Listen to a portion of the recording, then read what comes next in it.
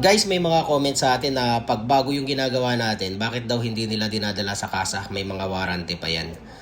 Siyempre, choices naman ng mga customer yun. Kaya dito dinadala. Tsaka may mga reason siguro sila na bakit nila dinadala sa atin. Gaya nito guys, itong Ford Ranger Next Gen 2024 dinala sa atin. Guys. At least nakita ko na yung branch. May malapit-lapit. Oo, ayan. Ito po kasi talaga yung yung trusted. Oo. Nakita namin. Hindi, sinasabi kayo. Naghanap din kasi talaga ako, nag-research ako ng gagawa. Oo. Eh wala.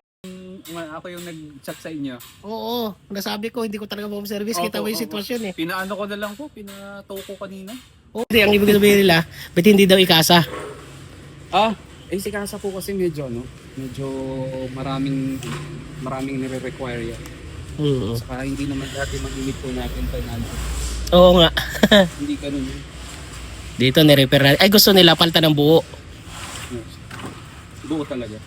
Wala Teka. nang ganun sa kaso, walang repair. Walang repair. Wala. Oo.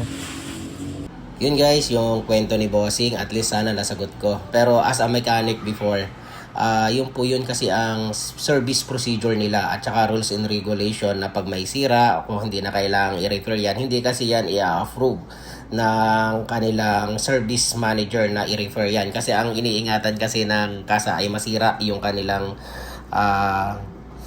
repair shop dahil lang sa pag-repair, pag nasira ay sa kanila rin sisisihin. Talagang procedure po yan ng kasa, which is respect naman yun doon. Kami mga backyard mechanic guys ay gumagawa lang din ng paraan kung depende rin sa kagustuhan ng customer. Halimbawa, wala pa tayong budget, repairin mo yan, hindi natin kayang palitan, hindi natin kayang bilhin ng bago or wala pa yung pyesa, ay gagawin po namin ng paraan yan. Sabi nga sila sa atelier or backyard mechanic, yun na tawag nila sa amin. Yun minsan yung comment nila, bakit pinagawa dyan sa backyard mechanic na yan, masisira yan, may mga warranty pa yan, kaganda-ganda ng sakyan, dyan pinapagawa. Wala tayong magawa kung ganun yung nasa isip nila.